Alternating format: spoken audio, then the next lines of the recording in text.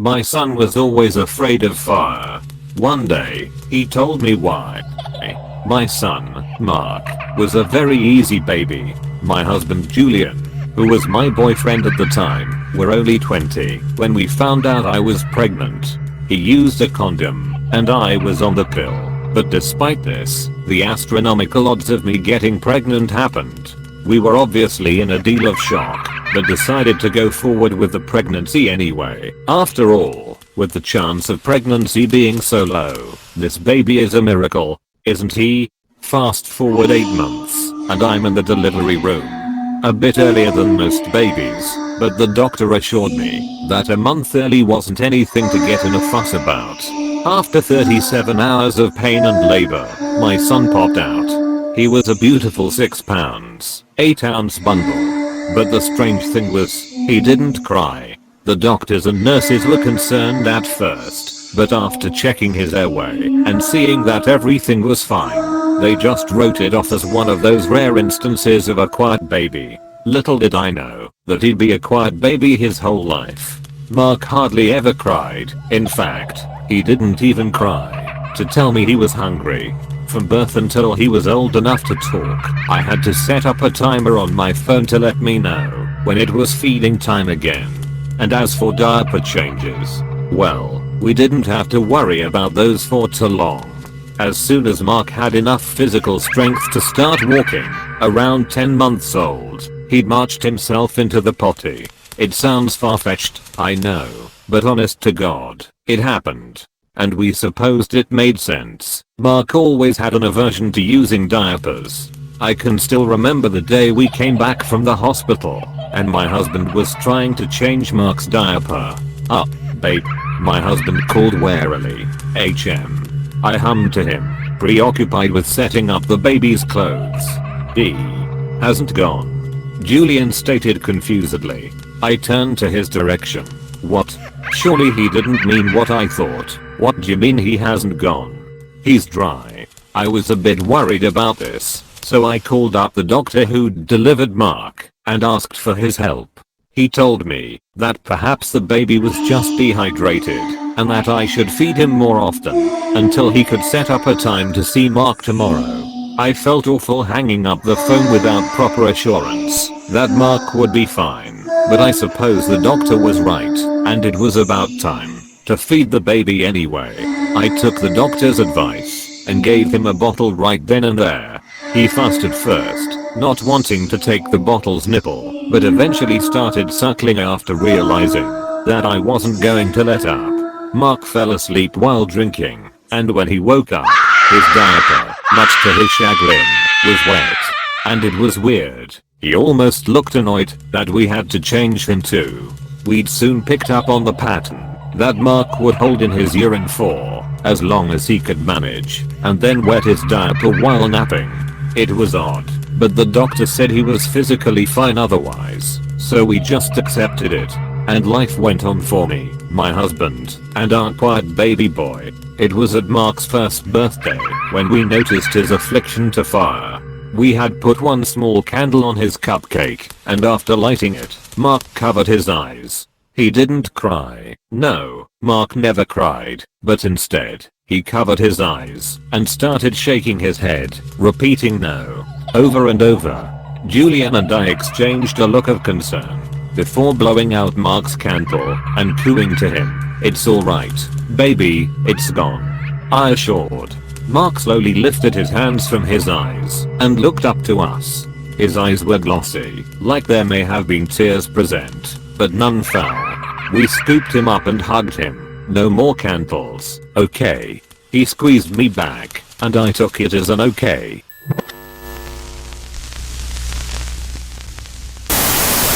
And everything else about that day went fine. He happily opened his gifts, a small boy rabbit, and a Lego set, smiling and thanking us in his tiny lust-cased voice. His speech was remarkable well for his age.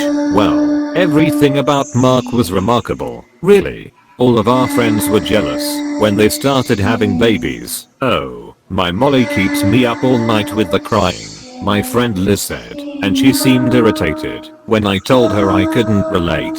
"Really? Mark sleeps through the night. hardly ever cries. Which was true. He never had an issue sleeping, but he did toss and turn, like he had been having some type of wild dreams. Yeah, needless to say, that we lost a few friends down the line. You'd never think it, but mommies are the most cold-hearted bitches when it comes to anyone but their own kids. But we got new friends as Mark got older. Around age 2, when he was big enough to run around with other kids, we'd taken him to the playground. There, we met Stacy and her daughter Kayla. They were the same age, but Mark seemed disinterested in her pleas to play. Kayla tugged his shirt, begging him to build a sandcastle with her, but he just stared to me with a bored expression. I called him over and tried to reason with him. Just go and play with her, even if you find it boring, okay? He sighed and went off to build a castle. By now, I pretty much knew what Mark was. He was an old soul. A kid who thought he was a grown-up, and very much lacked interest in things kids his age would normally like.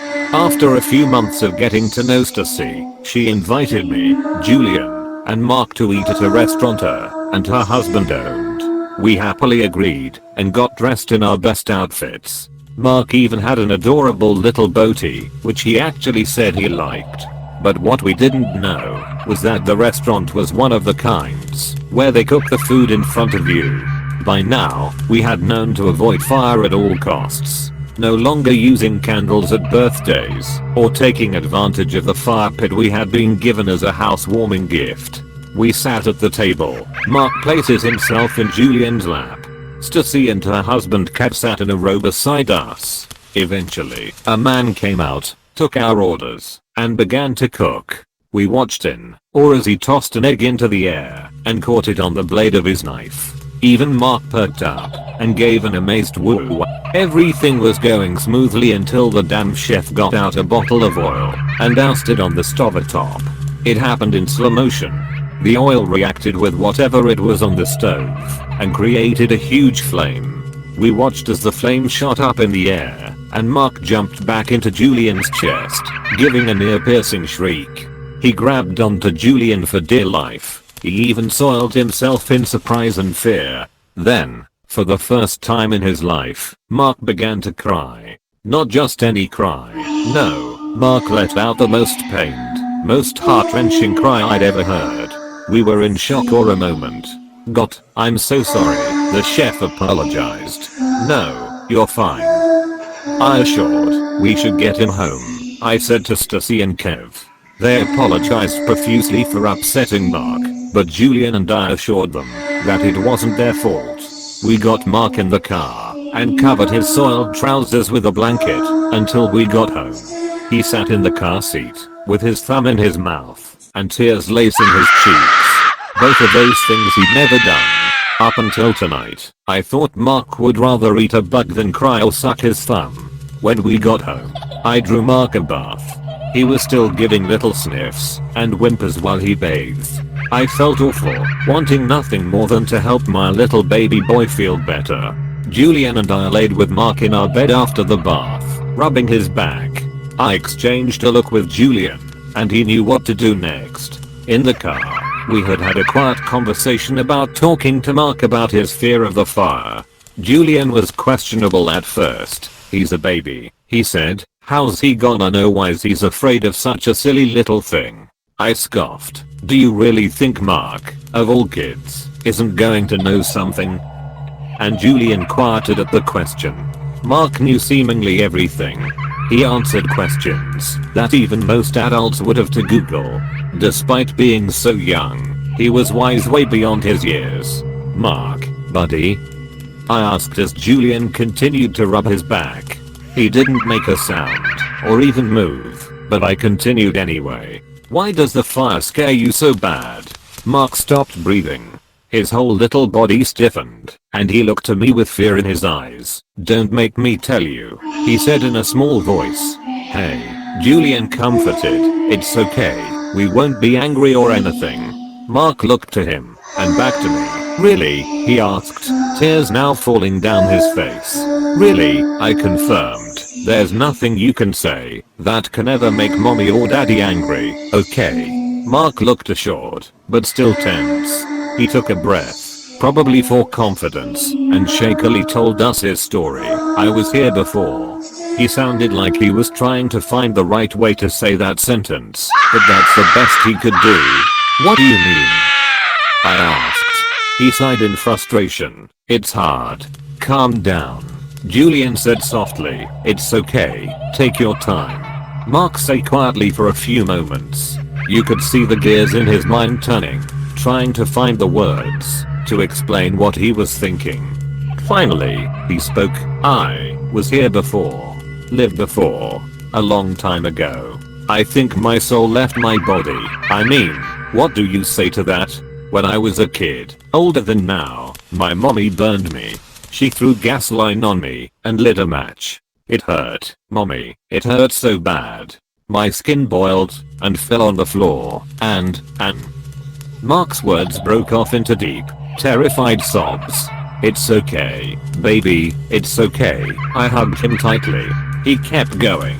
I burned for hours, and back then mommy laughed. She laughed while I screamed. I stayed there screaming until I stopped. He became less frantic now, and continued to hold me tightly. Julian and I exchanged wild expressions. We were dumbfounded by what Mark had just described. I mean, Jesus, what kind of 2-year-old thinks of that? Surely, it must have been true. We've never let him watch any kind of movie or show with any type of graphic, disturbing violence such as that. We all sat in stunned silence until Mark passed out in my arms. All the trauma from reliving his memory must have tired him. Julian and I tried to rationalize what we'd just been told, but we just couldn't. And even now, 10 years after the fact, we still don't know if Mark's story was just that, or if it was real. He's 12 now, and doesn't remember what he'd once told us. But even after all these years, he's still afraid of fire.